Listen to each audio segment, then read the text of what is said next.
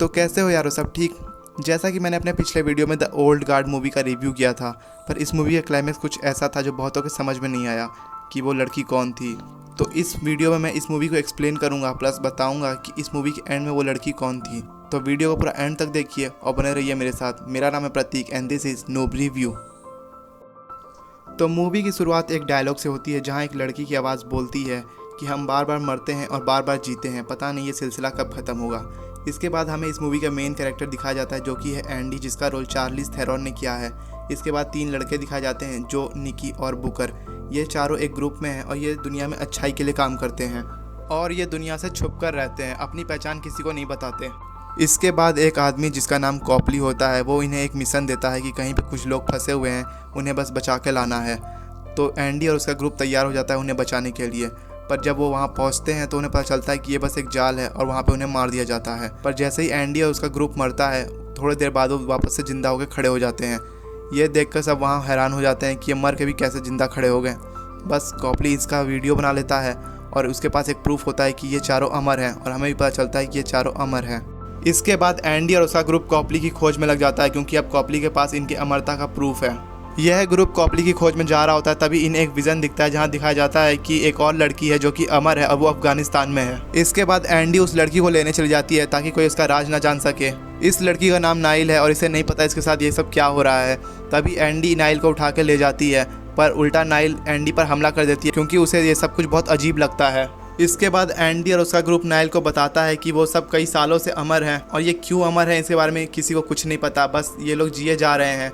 पर एक टाइम आता है जब इनके घाव भरने की क्षमता कम हो जाती है और ये मर जाते हैं। यहाँ नाइल को एक सपना आता है जिसमें वो देखती है कि एक लड़की जो कि ताबूत में बंद है, किसी समुद्र में फेंक दिया गया है उसे, वो बार बार मर रही है और ज़िंदा हो जा रही है और मर रही है फिर ज़िंदा हो जा रही है। इस वजह से वो नींद से उठ जाती है और फिर एंडी से पूछती है कि वो लड़की कौन थी।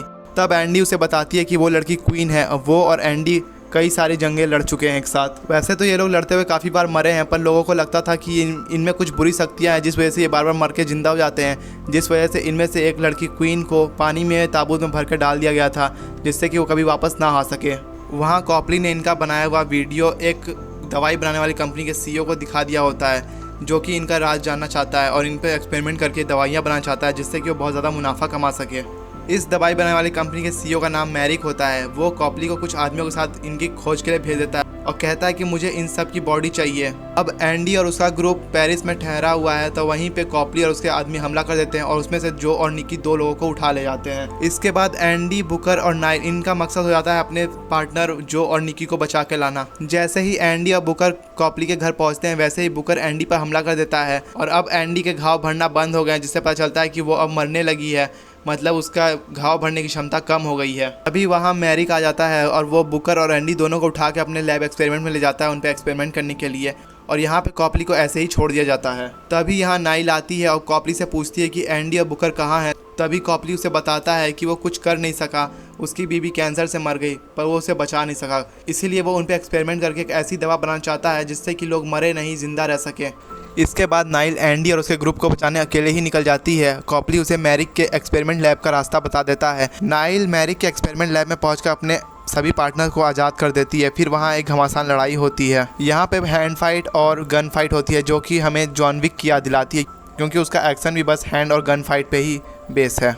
और इस लड़ाई के अंत में एंडी मैरिक को ऊपर बिल्डिंग से नीचे फेंक देती है जिसके बाद मैरिक की मौत हो जाती है और ऐसे ही ये कहानी ख़त्म हो जाती है। इसके बाद हमें कुछ और सीन दिखाए जाते हैं जहां दिखाया जाता है कि एंडी ने बुकर को अपनी टीम से निकाल दिया है और 1 साल के लिए बुकर अब कहीं और रहने लगा है। यहाँ एंडी कॉपली को कहती है कि अब से कोई भी फाइट या कहीं कोई भी सीन होता है तो तुम्हारा काम है हमारे निशान मिटाना, जिसके लिए कॉपली भी एग्री होता है। इसके बाद हमें 6 महीने बाद की कहानी दिखाई जाती है। जब बुकर अपने घर पहुंचता है तो वहाँ एक लड़की होती है और वो बुकर को अच्छी तरह जानती है, पर बुकर उस लड़की को नहीं जानता और ये पिक्चर यहीं ख़त्म हो जाती है। तो वो लड़की कोई और नहीं बल्कि क्वीन है जिसे ताबूत में डाल के समुद्र में फेंक दिया गया था। जी हाँ, आप भले ही ना माने, यही हो सकता है। एंडी और क्वीन एक साथ लड़ते थे और हमें पता है कि एंडी अभी तक जिंदा है, मतलब उसके घाव भरने की क्षमता अभी भी जिंदा है। तो क्वीन भी उसी के टाइम की है तो उसके घाव भरने की क्षमता भी जिंदा है।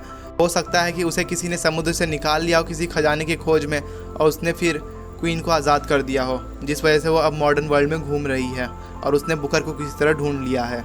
वेल इसका पता तो हमें इस मूवी के नेक्स्ट पार्ट में चलेगा, क्योंकि जिस तरह ये मूवी सस्पेंस में ख़त्म हुई है इसका नेक्स्ट पार्ट आना तो लाजमी है।